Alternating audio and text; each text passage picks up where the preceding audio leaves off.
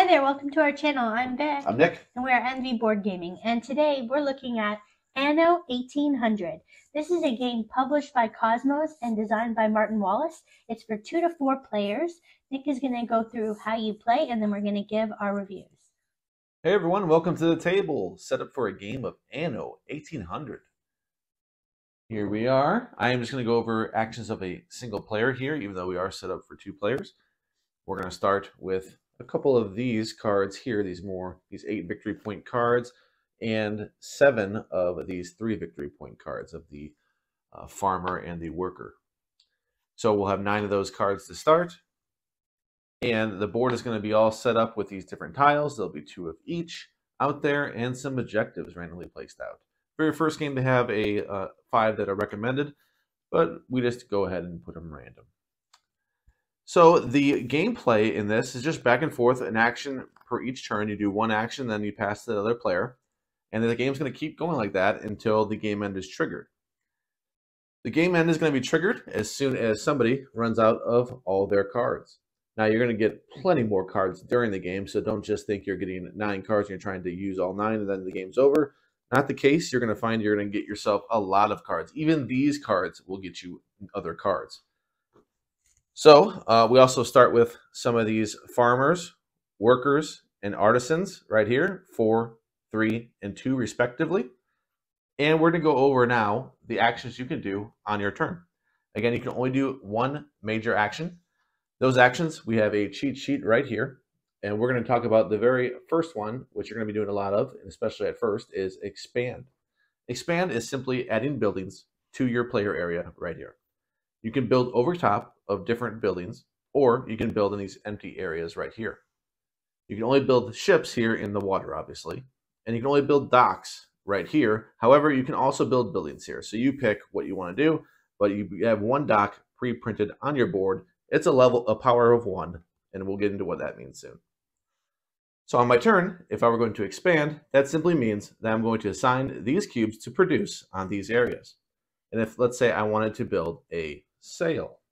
If I want to build a sail, the cost of that is at the top right here. And I have to spend the cubes that correlate with the same color. So these green farmers would be needed to go ahead and put down the wood. So I would put 1 cube here. And you can see there's a capacity of 2. Then this thread here, right here, I would need another green cube to fulfill that. Now I have fulfilled both of these. I can flip it over, and now I have a new thing that I can produce, and that is these sails. So I can put this down here, or I can build over top of the other sail. And it's legal, perfectly legal for me to go ahead and build over whatever I want over here too, but probably not wise. So let's just say I did this, and I built over that sail. So now my sails cost these workers instead of these artisans. Makes it a little easier to build those sails if you're going to go in a let's say a ship heavy. You're going to plan on your game's going to be real ship heavy, and you're going to want to build a lot of sails because that's what it takes to build these ships. That might be an option, but that is the explore action.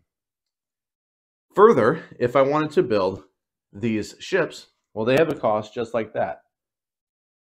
But you may not have certain items, and that goes with any of these, especially out here in these different colors on the board. There's going to be things that you cannot just go ahead and build willy-nilly.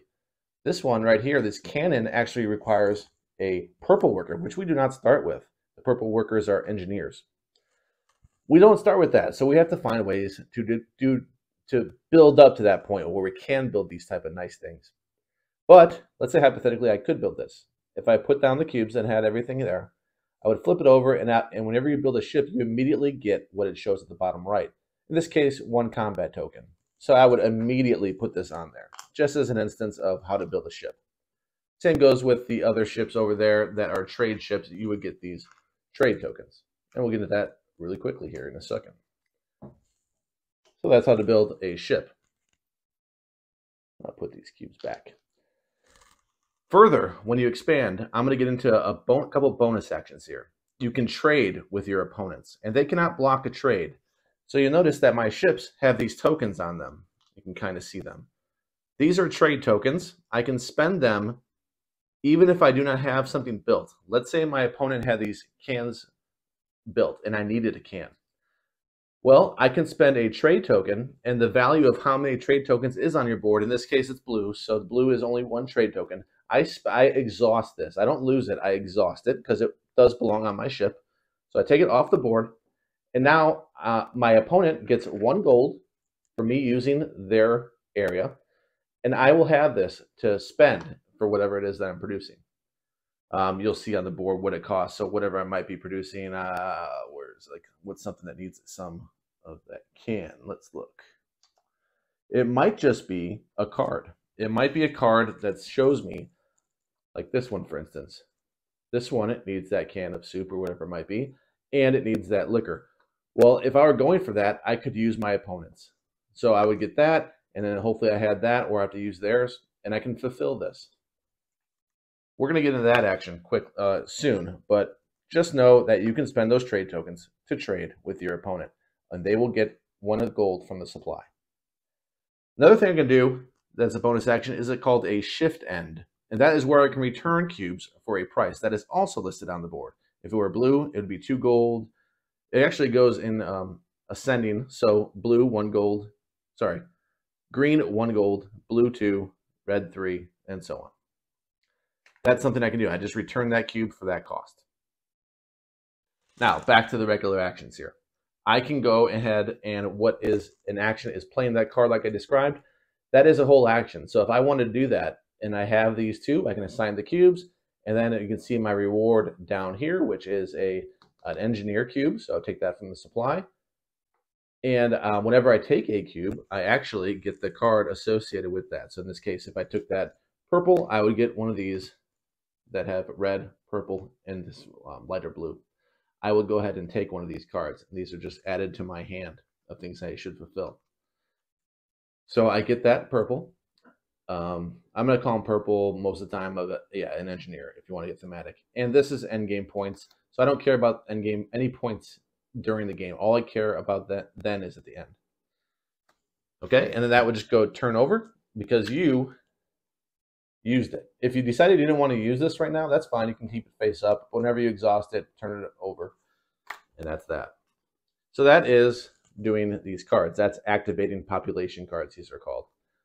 So if I can do any of these at any time, that can be my entire action. And I get the reward. If I want. Or I can save it for later. Another action I can do is I can swap population cards. I can, up to 3 times, I can trade in these cards for like cards. I just put them at the bottom, and then take off the top how many ever that I turned in. It has to be like, though. They have to be like cards. Another action I can do is increase workforce. I can take up to 3 of these cubes, and for every one I take, I have to take the cards associated with those. Another action I can do is upgrade. Upgrade shows on here, I'm going to take this right here so it can show a little better. It shows an upgrade cost. I would pay that cost in order to upgrade to the next level. So I would trade in, if I spent bricks, so I'd have to assign a red cube to this bricks to produce those, for instance. Then I can turn a green into a blue. And there's different costs for all these. It becomes obviously a lot more difficult to do that. The farther down I go, the more powerful the worker. Another action I can do is open up the old world. And there are a couple tiles in order for me to do that. I would spend those combat tokens in order to do that. The cost is right here. For the first one I do of either one of those, I will spend that combat token. So if it's the very first one and I wanted this, these will open up new trade routes to me. So I can have access to new items. And these items are often on different tiles. The only way to get them is if I explore those. And those are exploring the new world, open up the old world. So different things that these are. Here, we just add different areas for me to build out more, because you're going to build out a lot of things and you're going to want more room perhaps, so you don't have to build over things all the time. Sometimes they'll give you an immediate bonus. Here it is, I get 2 farmers. Of course, when I get 2 farmers, I get 2 cards. 2 of those green and blue cards. So they'll have different bonuses on them. These will have different trade things that you can do. You'll notice also you'll get 3 of these cards as well. It's pre-printed right there, so as a reminder, you're going to get 3 of these cards. They have the same concept as the other ones that they require. It's the same exact concept, though. And they'll give you 5 points as opposed to 3 and 8.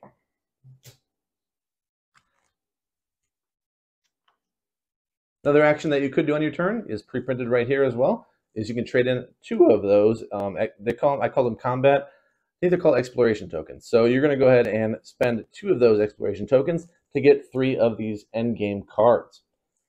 These are called expedition cards. So expedition tokens, expedition cards. You're going to get 3 of them, and they're end game points.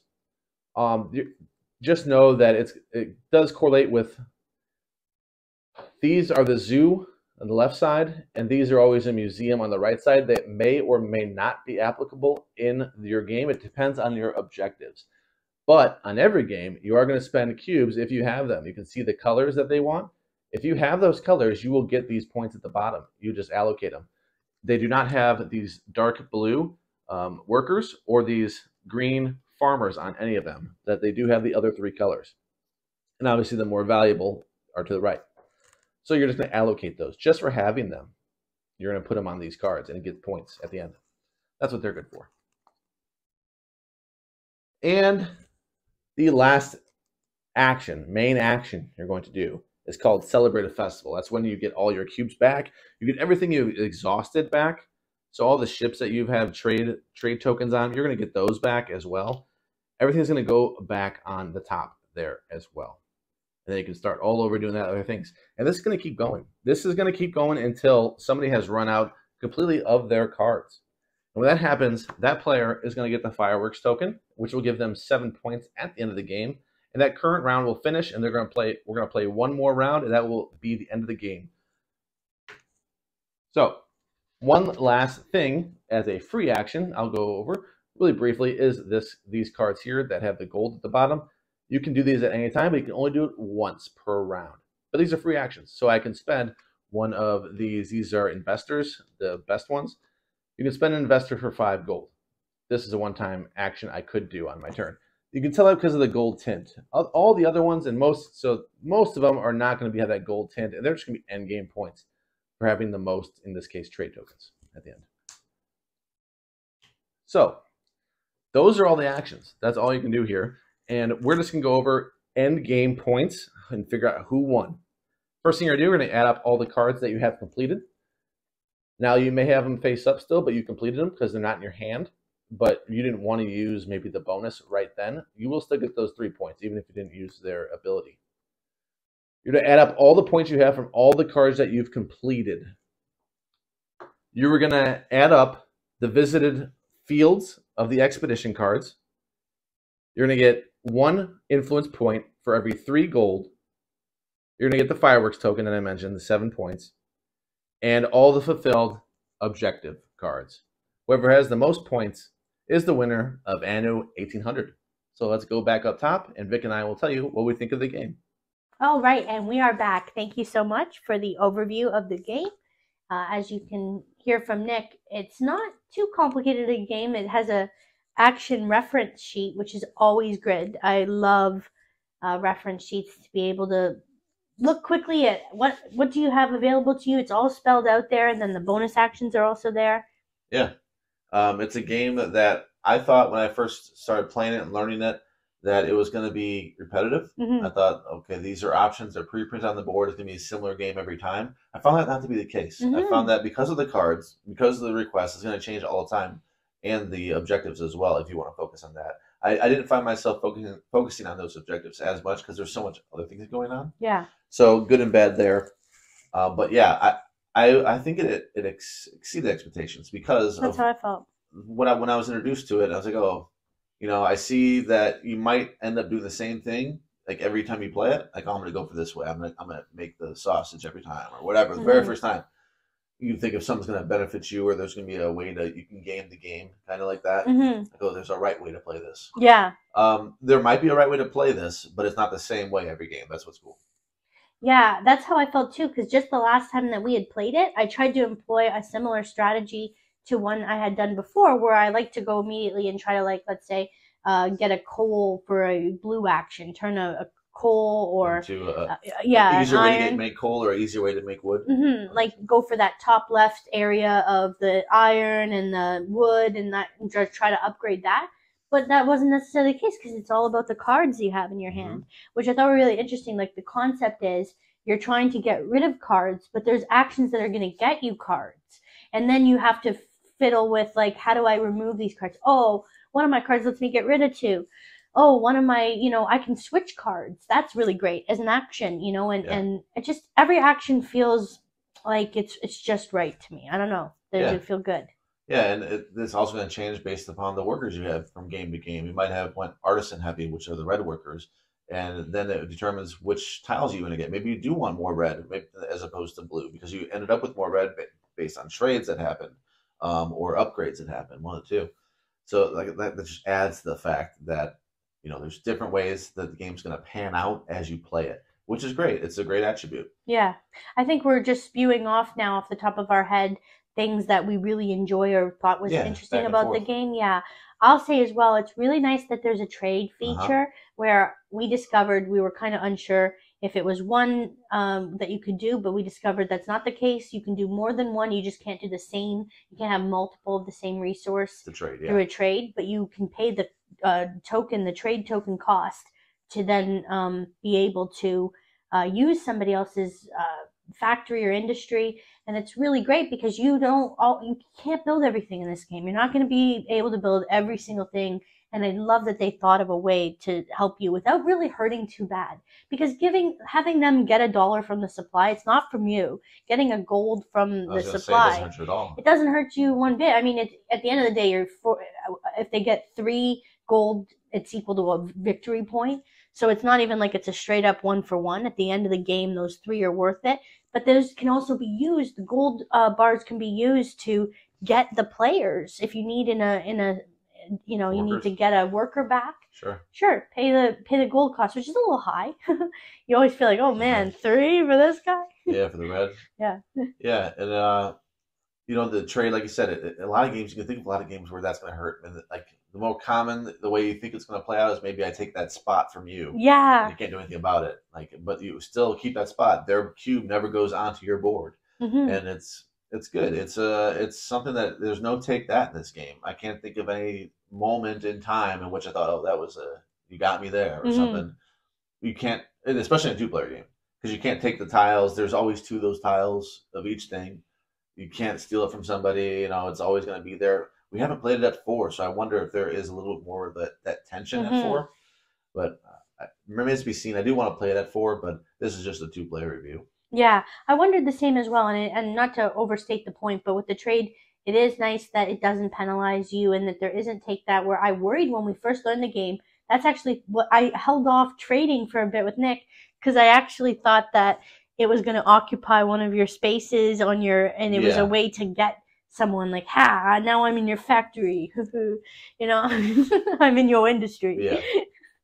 But that didn't happen, thank goodness. So there's a lot of positives. Do you have any more positives? I like that it's a little trickier to get the combat. I like the trickiness of there is a puzzle to this game. You're deciding, like, do I really want to see the new world, and I'm going to get 3 cards if I do that, but I cannot trade for those special items. I need those special new world goods.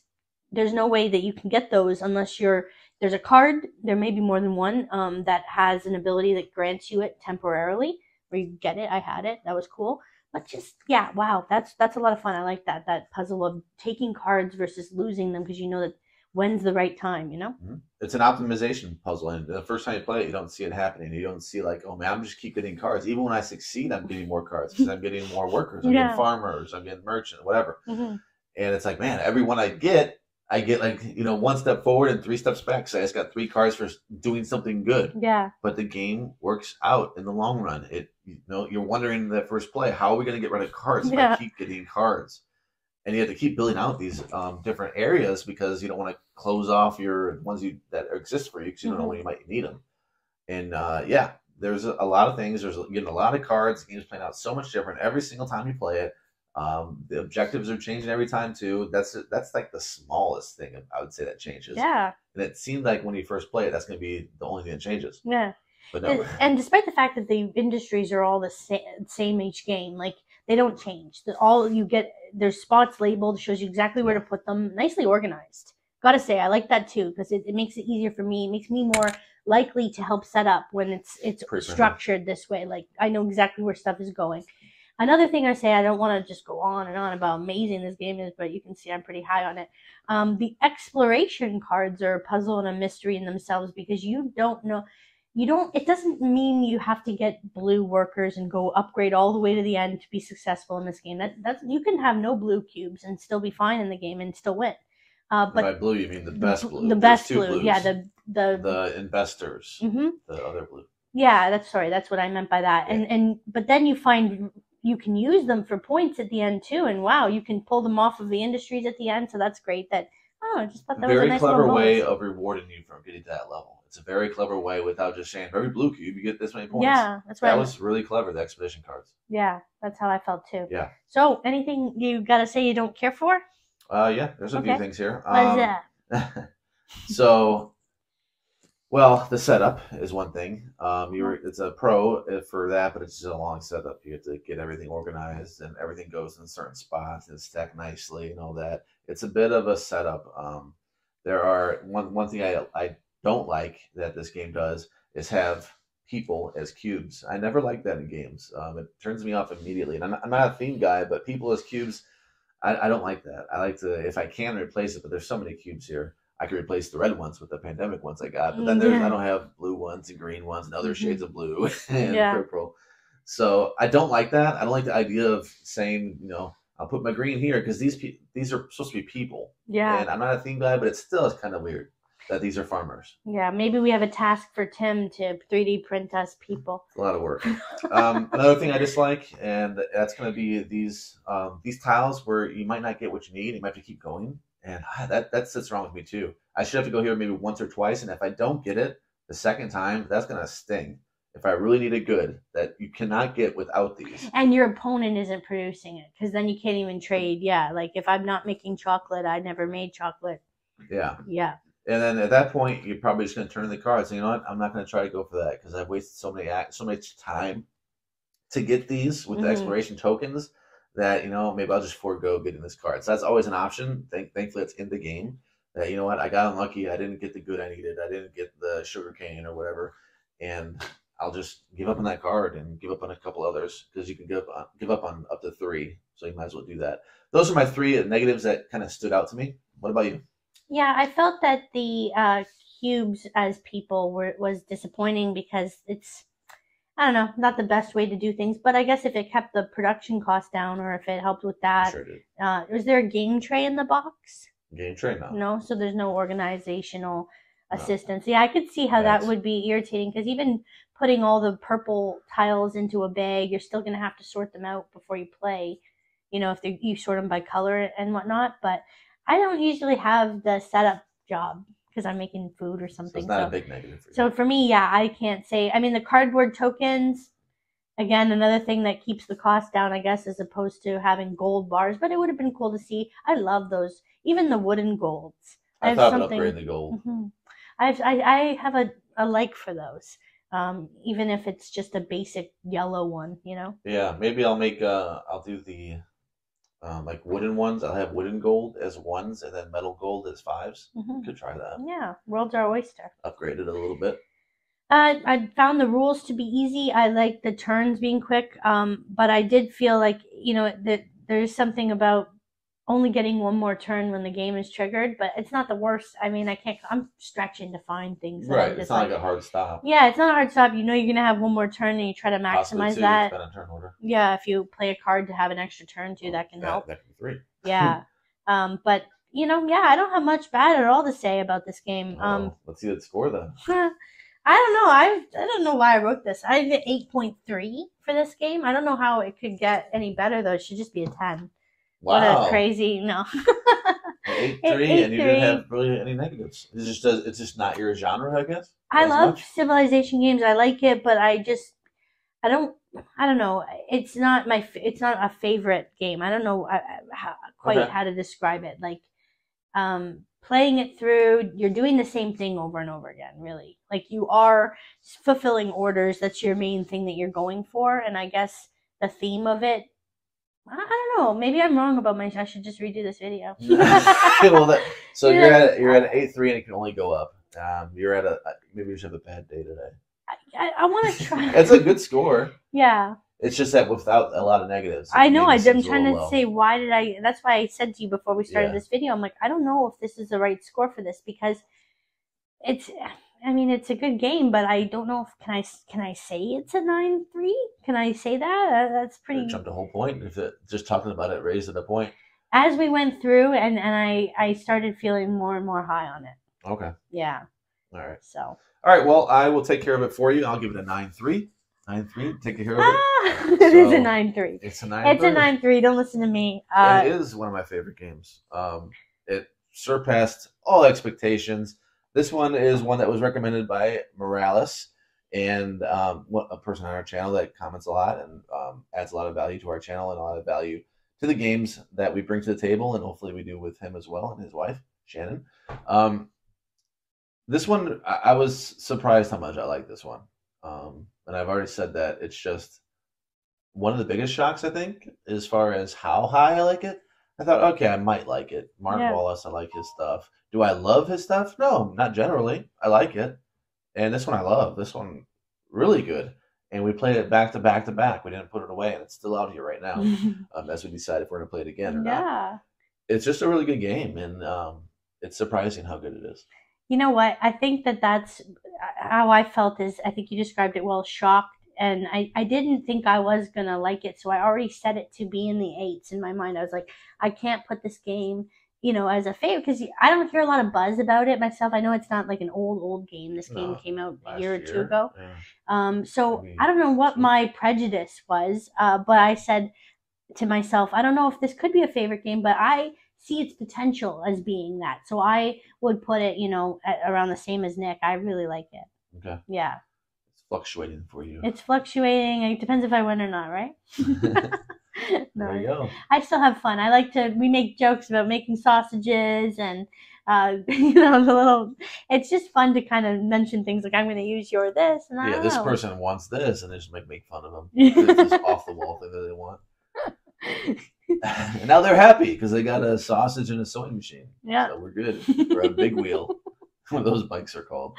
A farthing, a penny farthing. There it is. Which I learned what that is. I had no idea. So this is a great game. Highly recommend Anno 1800. Thank you so much for the recommendation, Morales. Thank you for watching this video. We hope you enjoyed it. And if you did, please click the thumbs up, and subscribe to our channel for more great reviews. We'll see you next time. Goodbye. Bye.